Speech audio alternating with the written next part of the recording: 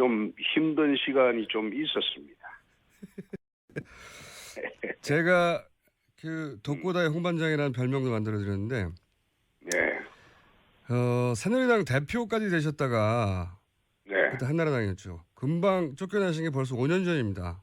5년이 됐어요. 네, 그 쫓겨난 게 아니라 내가 사표 내고 나왔죠. 쫓겨난 거죠. 그랬죠? 네, 쫓겨나셨죠. 합시다. 되돌아보면 이 예. 소위 친박으로부터 쭉 당해왔다 이렇게 말할 수 있지 않습니까? 홍 지사님은? 그래왔죠. 예, 쭉 당해 오셨죠. 예. 예. 그때 5년 전에 이제 대표에서 금방 쫓겨나신 후에 정치인 끝이 나나 그랬었어요. 그래서 그때는 저한테 전화하셔가지고 이제 종편 같이 하자고 몇 번이나 그러셨잖아요. 그랬죠. 예. 방송 방송 한때는 있었죠. 예, 방송인으로 거듭나겠다며. 자, 그런데 이제 갑자기 대선 주자로 이제 주목하고 계십니다. 그래서 최근 몇 년간 홍준표 흥망상쇠 제가 한번 간단히 되짚어 보는 건데, 네네. 그러다가 이 성완종 사건으로 1심을 받았다가 최근에 2심 무죄를 받으셨어요. 이제 대법원 판결을 남기고 있기 때문에 네. 이거 관련해서는 딱 두 가지만 여쭤보겠는데, 네. 돈은 진짜로 안 받으셨어요? 그거 저 실체적 진실은 재판에서 있는 것인데 그렇겠죠, 물론. 그런데 그 만약 그래 물어보면 예. 내가 이렇게 답변할 수밖에 없죠. 나중에 저선 가서 성완종이한테 물어보는 게 제일 빠르겠죠. 그러나 민주국가에서 사법제도가 있는 한 법원의 판결이 나면 그걸 사실로 받아들여야 하는 것이 또 민주국가의 제도겠죠. 예. 그건 잘 알겠습니다만은. 그 김어준 씨가 자꾸 그래 물으면 예. 나중에 내 저선 가서 성완종이한테 한번 물어볼게. 아니, 그렇게 말고, 제가 그 지사님을 오랫동안 잘 알아왔지 않습니까? 네. 지사님도 예. 저를 잘 예. 아시고. 그냥 그래서, 그냥 단도 직접 여쭤보는 겁니다. 안 받으신 건가요? 예. 네. 난 그 사람 잘 몰라요. 알겠습니다. 제가 이런 질문을 드린 이유는 어쨌건 대선 출마할 수도 있는 마당에 예. 직접 본인 입장을 밝혀드리긴 해야 하는 것 같아서 여쭤본 거고요. 두 번째 질문. 예. 1심 때 법정 출두하면서 아주 짧게 이게 다 업보라고 하셨어요. 처음으로. 그렇습니다. 그때 왜 그런 말 하셨습니까? 이 사건 처음에 1년 10개월 전에 문제가 될 때 내 그런 생각을 했습니다. 왜 그런 생각을 하셨어요? 검사를 하면서 예. 많은 사람을 단죄를 했죠. 그리고 정치하면서 상대방 가슴에 못 박는 말을 많이 했죠. 업보를 치르는 중이다.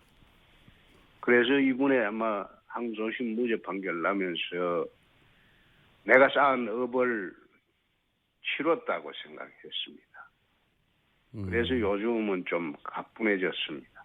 그러니까 앞으로 남한테 예전에 이제 검사하면서 피의자를 험하게 다뤘다든가 정치하면서 상대한테 상처가 되는 말을 했다든가 이런 업보를 받는다. 그런 생각을 하시고. 그래서 앞으로 이제 상처 주지 말고 정치하자. 찰 다짐 이런 이야기였나요? 그렇게 해야 되는데 네. 자꾸 나를 건드리면 또 달라지겠죠? 그래놓고 뇌물 먹고 자살한 사람 이런 표현을 또 왜 하셨어요? 그거는 내가 민주당 일각에서 대선 후보 자격 논란을 이야기하길래 그거는 알겠는데. 아니 그래서 그걸 하게 된 거죠. 그러니까 제 말은 뭐냐면 업보를 말씀하시는 분이 또 왜 상처 주는 표현을 다시 하셨냐고요. 나를 건드리니까 그렇지. 안 건드리면 내가 그 이야기 할 이유가 없지. 아니 업보를 말씀하셨으니까 제가 그런 말 하는 거 아닙니까? 왜 또 다른 업보를 그렇게 대선을 지금 언급하는 마당에 다시 쌓기 시작하시냐 이런 말입니다. 예. 아니 자기들은 그런 그 자격 문제가 있는 사람들이 왜 그걸 나한테 그걸 갖다가 시비를 거냐? 예. 그냥 시비 걸지 마라. 그 뜻이죠. 예. 울컥하신 거죠. 그렇지. 기분 나쁘지. 아니 제가 오늘 처음 통화할 때 느낀 건데 예전보다 말도 말하는 속도도 굉장히 천천히 부드럽게 하시는 거 보니까 아 이제 네. 업보를 쌓지 말아야 되겠다 이렇게 조심하시는 거 아닙니까, 그죠? 예. 내가 가능하면 좀 그런 얘기 안 하고 살았으면 좋겠어요. 예. 예, 한국 정치판이라는 것은 워낙 뒤집어 씌우고 공작하고 이런 판이기 때문에 어떤 데는 또 그런 식으로 공격 안 할 수가 없습니다. 이제 제 말은 다 업보까지 말씀하신 분이니까 내가 내 출마 자격을 문제 삼아서 욱해서 그랬다. 그러고 나서 그 발언은 사과 하지 않습니까? 그걸 사과를 해. 자기들도 지금 민주당이라는 그 사람들은 97년도, 2002년도 병풍 공작으로 정권을 잡은 적이 있지 않습니까? 예. 그런데 이제는 대법원 재판도 공작으로 할 수 있는지 그런 식으로 또 자꾸 시비하게 되면 상황이 달라지죠. 예, 알겠습니다. 예전부터 대단하신 분인데 어쨌든 사과를 안 하시겠고 문제 넘어가겠습니다. 예, 예. 박근혜 대통령은 어떤 대통령입니까? 좀 무능하지요. 그냥 딱 무능하다 한마디로 끝나는 겁니까? 난 박근혜 대통령하고 정치를 한 20여 년 같이 해봤는데 위법하거나 위헌적인 행동을 할 사람은 아니라고 봅니다. 단지 최순실 같은 허접한 사람하고 또 그 사람 했다고 그런 느낌을 받습니다. 무능한 대통령이지. 꼭 위법을 했다. 이렇게 보지는 않습니다. 그러니까 무능. 옛날에 중국 진나라 시절에 진나라가 최초로 중국을 통일하고 32년 만에 망합니다. 진시황이요. 예. 예. 진시황 아들 호해 시절에 망합니다. 근데 거기에 망하는 주범이 조고라는 황관이 있습니다. 시대에 국정농단을 냈던 조고라는 황관이 있는데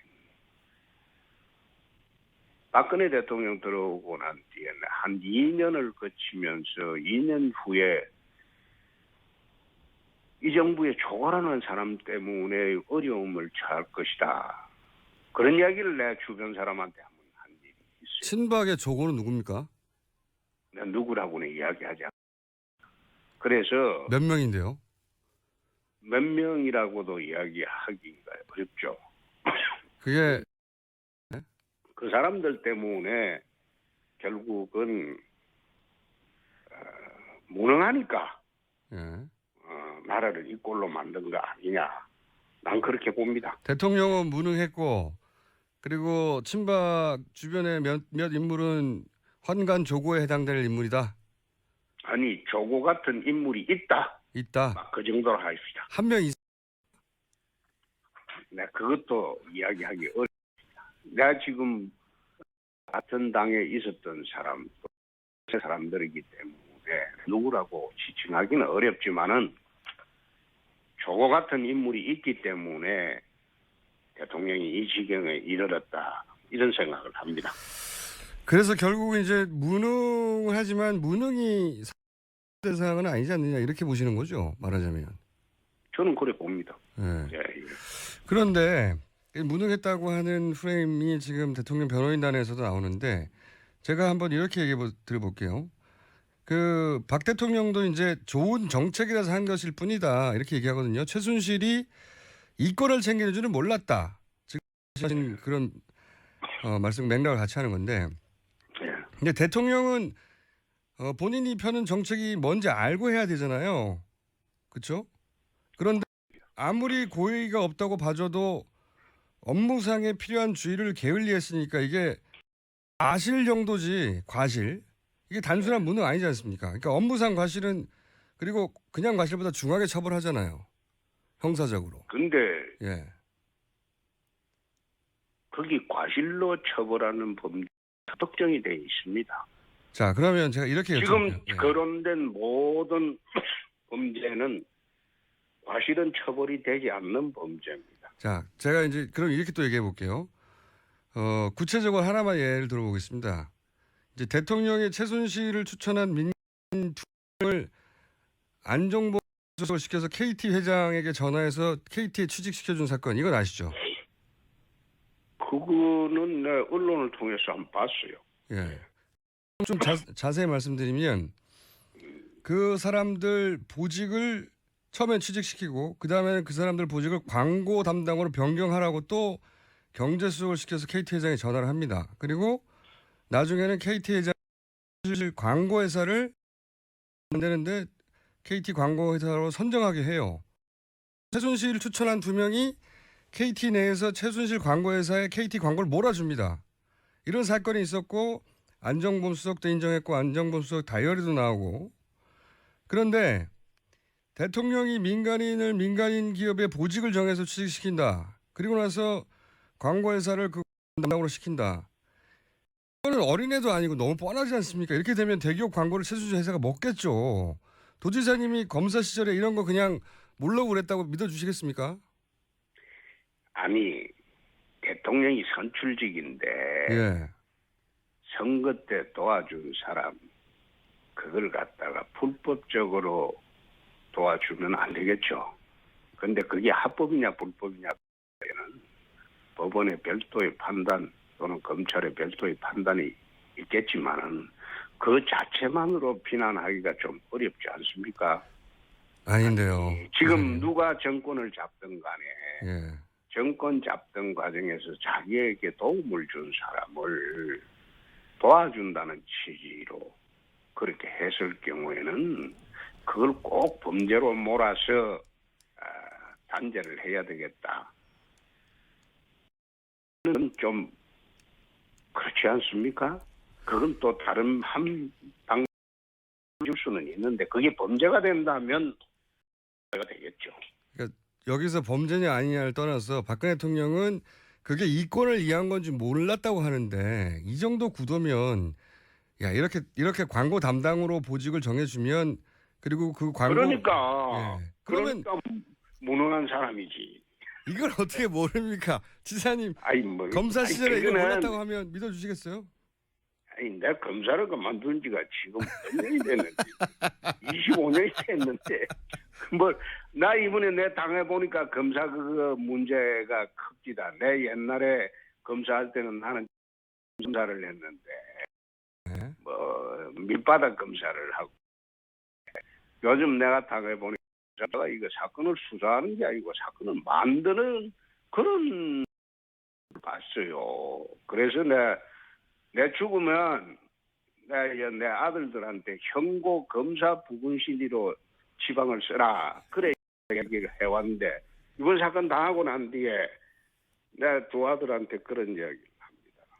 아니 그러면 밖에 나가서 너가 아버지 검사했다고 절대 이야기하지. 그런 이야기. 검사가 변했어요. 예전과 달라요? 예전에 우리가 검사할 때는 검사는 바른 일만 했지요. 다른 일만. 자, 그러면 이번 특검 수사는 말인데 어떻게 평가하십니까? 특검 수사는 원래 특검은 그거는 그 정치 검사입니다. 네? 특검이 순수 사법이라고 보기는 어렵습니다. 정치권에서 임명된 검사들인데 이번 특검의 수사 과정을 지켜보면서 내를 떠나서 여하는 수사를 하는 거 아니냐 그런 느낌을 받았습니다. 그러면 특검보다 오히려 검찰 특수본이 더 올바른 수사를 했었다 이렇게 보십니까? 특수본은 나는 저거는 만들어 놓고 제대로 수사를 못했다고 봅니다. 그리고 상대적으로는 어쨌든 특수본이 나왔습니까? 특수본에서 기업 사람들은 피해자로 봤습니다. 그때는 피해자로 근데 봤죠. 특검에 가자마자 그게 갑자기 가해자로 둔갑을 했습니다. 공범이 됐죠. 그런데 그거는 저희가 보기에는 증거 또는 수사에 의해서 바뀐 게 아니라 어떻게 보면 여론에 따라가는 수사를 하다 보니까 갑작스럽게 그렇게 바뀐 게 아닌가 그런 생각도 해봤습니다. 그러면 특수본이 오히려 더 올바로 수사했다는 말씀이 되는 건데요. 특수본도 제대로 수사 못했죠? 안 했죠? 도지사님이 1년 반 전에 성완종 사건으로 기소될 때 지금 검찰대로 정치검찰이라고 하셨어요. 내가 정치검찰이라고 한 기억은 없습니다. 기사에 그렇게 나옵니다. 저도 기억이 나요. 아니 기사에 그래 정치적이었다. 예. 그렇죠. 그 결론은 정치적이었다는 건데 예. 그거는 성완종 리스트는 나중에 한번 재수사해 볼 기회가 있으면 알게 될 것입니다만 그거는 2012년도 박근혜 대통령 선거 당시에 대선 자금 문제입니다. 대선 자금 문제인데 그걸 피해가기 위해서 사건을 만들다 보니까 내 사건하고 이완구 사건은 대선 자금이 아니에요. 하나는 경선 자금으로 만들어 놨고 하나는 선거 자금으로 만들었죠. 그래서 내가 좀 결론을 낼 때 이것은 정치적 걸 갖고 한 수사가 아닌가. 내가 그런 이야기는 한. 그 사안은 저희가 따로 한번 언제 시간이 되면 다루기로 하고요. 제가 이 질문을 드린 이유는 뭐냐면 이제 특검이 정치적이라고 하시니까 원래 특검은 예. 원래 정치권에서 임명을 하고 정치적인 성향을 안 지닐 수가 없습니다. 그래서 내가 하는 소리입니다. 그게 나쁘다 좋다를 떠나서 예. 알겠습니다. 헌법재판소하고 대법원이 또 다른 것은 헌법재판소의 본래적 그 본질은 정치적 사법기관이라고 헌법책에 되어 있습니다. 대법원은 순수 사법기관이에요. 왜 그런가 하면 헌법재판소는 정치권에서 다 임명을 하기 때문에 정치적 사법기관이라는 겁니다. 알겠습니다. 그래서 헌법재판소 결론을 할 때는 정치적인 판단이 반드시 들어간다는 겁니다. 자, 그러면요. 특검이 이재용 부회장에게 영장을 신청한 것도 정치적 편향이었다고 보십니까? 그거는 내 대답하지 않겠습니다. 그거 대답하면 예. 또 확작식을 하기 때문에 그건 내 생각을 가지고 있긴 하지만 그건 대답하는 성질의 것은 아닌 것으로. 그러면 특검은 계속 영장을 발부한 법원도 정치적이 되는 거 아닙니까? 영장 발부했는데 이재용 부회장. 그걸 내 보면서 느낀 점은 예. 처음에 영장이 기각됐을 때 법원 앞에 반대단체자들이 그 천막을 치고 영장 발부한 기각한 그 판사를 성토를 했어요. 예. 천막을 쳐놓고. 예. 그러니까 판사님들이 하면서 그걸 볼 것 아닙니까? 예. 얼마나 심리적 압박을 받았겠습니까? 아니, 천막 때문에 영장을 발부했나요? 아니, 난 꼭 그런 게 아니라 예. 그거는 재판을 여론으로 하겠다는 거예요. 이 식으로. 그 친박 단체도 거기 앞에서 집회 많이 합니다. 똑같죠. 똑같죠. 재판은 지금 그 헌법재판소를 압박하는 양진영의 시위도 이게 자제가 되어야 됩니다. 지금 앉아서 여론으로 재판하고 여론으로 결정하겠다고 하면 이게 인민제이 어떻게 민주주의 정당한 독립이 보장되는 그런 됩니까? 사법부도 인민재판을 했다고 보시는 거죠? 그러면? 아니죠. 아니 김어준 씨는 그런 식으로 단정하기 때문에 그 뭐 뉴스나 이런 데서 떴는지 모르나. 그 이야기는 그런 식으로 단정하면 안 되죠. 알겠습니다. 도지사님 지금 오늘 네. 또 잠시 후에 또 다른 인터뷰 하신다면서 요즘 인터뷰 이렇게 많이 하시는지. 아니 내가 인터뷰 안 합니다. 안 하세요? 잘 안 합니다. 김어준 씨하고 하는 이야기라고 해서 네. 그 김원신 씨하고 지금 뭐 몇 년 지났죠? 그러니까 몇 년 지나서 내가 라디오 인터뷰는 김원신 씨하고 내가 그 2년 만에 처음 하는 겁니다. 5년 만에 처음이에요. 5년 만에. 앞으로도 저희 방송하고 아니 많이 다른 해주세요. 방송하고도 인터뷰를 안 했다니까. 그 알고 있습니다. 알고 있고요. 그런데 김어준 씨라서 내가 이야기를 했는데 김어준 씨도 그 지금 아마 재판 받고 있죠. 힘들 거요. 한번 받아보소. 자, 도지사님 시간이 부족하니까 다음에 꼭 한번 출연해 주시고 대선 출마는 아직 확실하게 결심을 안 하시는 겁니까? 예. 그건 좀 더 이따 한번 보입시다. 그러면 출마를 안 하게 되는 조건도 있으십니까? 예를 들어서 탄핵에 따라 아니면 지지율이 그거는 내가 지금 오늘 아침은 이건 답변하는 거 아니라고 봅니다. 하여튼 안 하실 수도 있다는 거죠.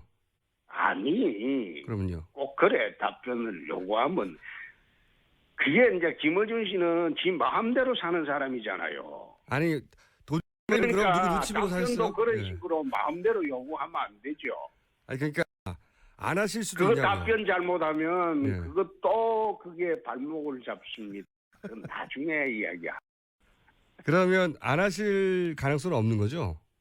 아니 하고 안 하고 그건 나중에 하자니까. 나중에. 그리고 방송 진행 잘하시고 저는 김어준 씨를 보면 참 부럽다는 생각이 세상에 저래 마음대로 자기 속마음을 다 드러내놓고 살아도 참 따르는 사람이 많으니까 이게 얼마나 좋은 인생입니까?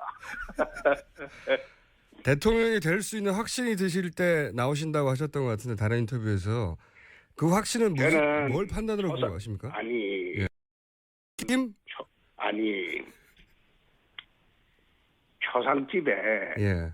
상주하기 위해서 출마하는 것은 아니다. 아하. 예. 될 때 나온다. 그거는 대통령이 된다는 확신이 설 때 출마 결심을 하는 것이지. 그렇죠. 예. 초상집에 상주되기 위해서 출마 결심하는 것은 아니다. 그러니까 제 말은 그 확신은 뭘 근거로 내리실 겁니까? 책임, 지지율, 탄핵의 결과, 그 다음에 가족 회의, 뭐 여러 가지 있지 않습니까? 김어준 씨는 자기가 결정할 때 어떻게 합니까? 저는 혼자 하죠, 그냥. 그렇죠. 예. 저도 그렇죠. 근데 이제 뭘 보시고 여론 지지율이 가장 중요한가요? 지금 여론 그렇게 형성된 그러니까 여하간 그건 알겠는데요. 이거는 이렇게 근거가 뭐냐 궁금합니다. 아니, 지금은 좌파 강풍 시대이기 때문에 예. 그럼 지지율은 아니고. 영답을 잘하네요. 영남 지지율은 어떠세요? 영남 지지율을 근거로 할 것이다. 아니 꼭 그것보다도 예. 판단을 해보고 예. 결심이 서면 그때 내가 김어준 씨한테 제일 먼저 전화 드리겠습니다. 알겠습니다. 저하고 지사님하고 정치적 교집합이 없었지만 항상 친하게 지내왔지 않습니까? 네. 교집합도 있지요.